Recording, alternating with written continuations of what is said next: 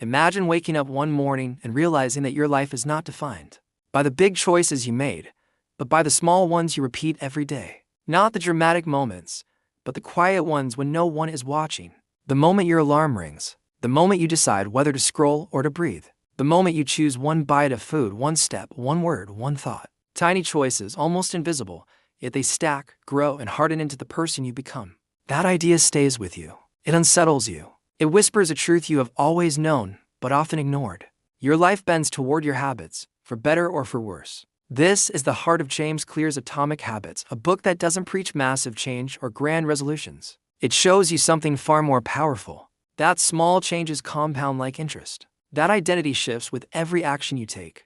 That transformation is not a moment, but a structure. A system you build brick by brick until the person you once wished to be becomes the person you naturally are. Think about one of the most frustrating feelings in life. The moment you try to change something, but nothing seems to happen.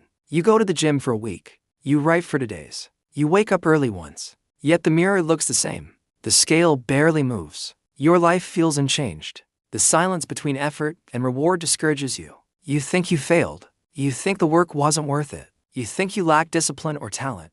But what if that silence is the territory of growth, not the absence of it? Clear calls it the plateau of latent potential, the valley where effort accumulates silently until one day you break through. Ice does not melt at 1 degree. It melts at the exact moment the system crosses a threshold. Habits work the same way. Nothing happens, nothing happens, nothing happens, then everything shifts. Once you understand this, you stop worshiping results and start respecting the process. You realize that goals set direction, but systems create progress. Goals are the finish line. Systems are the daily steps. You cannot control outcomes, but you can control the behaviors that produce them. If you fix the system, results reveal themselves. Every habit begins with a cue. Something triggers your brain to initiate a behavior. Then comes craving, the internal desire that gives your habit meaning. Then the response, the action you take. And finally the reward, the pleasure or relief that convinces your brain to repeat the cycle. Clear calls this the first-step model of behavior, the invisible architecture behind your actions. Change becomes possible when you learn to redesign the cycle. If you want to create a good habit, make the cue obvious. Make the craving attractive. Make the response easy. Make the reward satisfying. If you want to break a bad habit, flip the formula. Make the cue invisible. Make the craving unattractive. Make the response difficult. Make the reward unsatisfying. It sounds simple, but when you learn to shape the invisible forces around you, your habits begin to shift without effort or willpower. Consider the story of a young man named Brian. He wanted to write a book, but procrastination consumed him. Every time he sat down at his desk, he felt overwhelmed. Clear helped him understand the truth. The problem was not writing a book. It was the system. The desk faced the window. His phone lay near his hand. His environment was built for distraction, not creation. So he changed it. He placed his notebook on the desk before bed. He put his phone in another room. He set a simple rule: write 1 sentence every day. The bar became so low that resistance dissolved. 1 sentence led to 2. 2 led to a paragraph. Days passed and paragraphs became pages. Today, he writes for a living. Not because he forced himself to have discipline, but because he redesigned the environment that shaped his behavior. This is the hidden truth. You do not rise to the level of your goals. You fall to the level of your systems. Every habit you keep is shaped by the space around you. Your home, your desk, your phone, your friends, your identity. If you want lasting change, you must craft an environment where your desired behavior becomes the natural path. Clear also introduces one of the most powerful ideas in the book, the identity habit loop. True change is not about external results like losing weight or earning money or learning a skill. It is about internal transformation.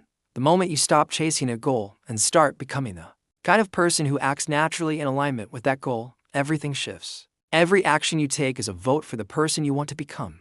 No single vote determines the election, but the accumulation does. When you exercise, you cast a vote for being an athlete. When you write, you cast a vote for being a writer. When you read, you cast a vote for being a thinker. The more votes you cast, the stronger your identity becomes. You slowly transform from the outside in and the inside out. This is why instant results are dangerous. When you change for the sake of outcomes, relapse becomes easy. When you change for the sake of identity, relapse becomes unnatural. You don't try to run. You become a runner. You don't try to meditate. You become someone who protects their mind. Identity is the anchor that holds habits in place. But habits can also trap you. Every system produces the results it is designed for. If you are always stressed, your system is designed for stress. If you are always late, your system is designed for delay. If you never have money left, your system is designed for spending, not saving. Once you understand this, blame disappears. Clarity arrives. You shift from judging yourself to redesigning your life. Clear tells the story of a man who wanted to stop eating popcorn at movies. Every visit ended the same way. A large bag before the movie even began. He tried willpower. He tried discipline. He tried shame. Nothing worked. So he switched theaters. He drove 15 minutes farther to a place that didn't sell the popcorn he loved. Instantly, the habit died. Not because he became mentally stronger, but because he removed the cue.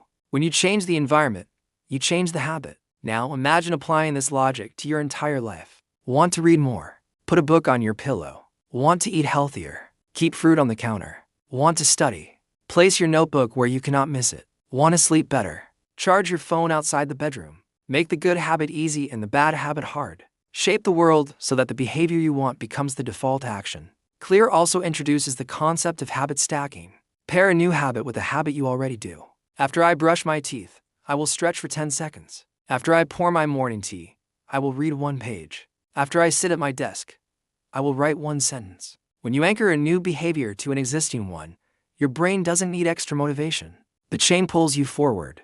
Then there is the 2-minute rule. When you start a new habit, scale it down to just 2 minutes. Run for 2 minutes. Read for 2 minutes. Clean for 2 minutes. Meditate for 2 minutes. The point is not the intensity. The point is building the identity of someone who shows up. Master the art of starting, and the rest unfolds naturally. There is a story of a man who went to the gym every day, but never stayed longer than 5 minutes. He would enter, do 1 exercise, and leave. Most people laughed at him. But he wasn't trying to get fit. He was trying to become the type of person who never skipped the gym. Once the identity formed, he expanded the habit. Within months, he transformed his life. Clear also explores the role of tracking. What gets measured gets improved. When you track your habits, you create a visual chain that grows longer over time. Each mark is a reminder that you are becoming the person you want to be. The only rule is simple. Never break the chain twice. Missing once is a mistake. Missing twice is a new habit forming in the wrong direction. Protect the chain. Protect your identity. But no system is perfect. Life will interrupt you.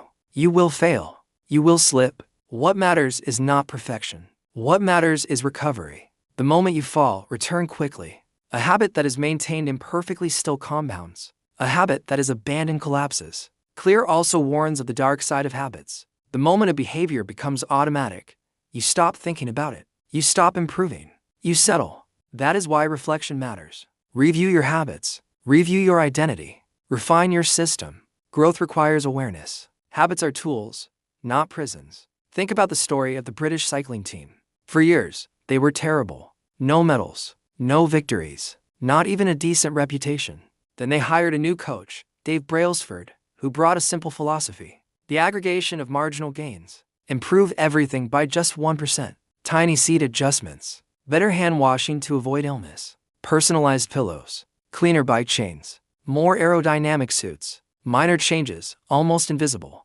Yet within 5 years, they dominated the world. Olympic gold. Tour de France victories. A revolution built on small, consistent improvements. This is what Atomic Habits teaches you. You don't need massive change. You need small, consistent, intentional steps that compound into greatness. As you move deeper into the ideas of the book, you begin to feel a shift. Change does not feel distant. It feels possible. It feels within reach. Because change is not about becoming someone new.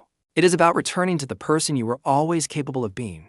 The world tells you to focus on overnight success. Atomic Habits tells you to focus on daily votes, small gains, tiny shifts, quiet victories. The climax arrives when you realize that habits are not about achievement. They are about alignment. When your habits align with your identity, your life becomes simpler. You stop swimming against the current. Everything flows in the direction you have designed. Imagine 2 versions of you, separated by 1% of effort each day. 1% better or 1% worse. At first, the separation is invisible. But as the days repeat, the gap widens. Slightly better choices lead to better actions, better moods, better opportunities. Slightly worse choices lead to stagnation, decline, frustration. One path leads to growth. The other leads to decay. The difference is small today, but massive over time. This is the silent power of habits. They create your future with quiet precision. They work whether you pay attention or not. They can lift you or bury you. They do not judge. They only execute the system you design.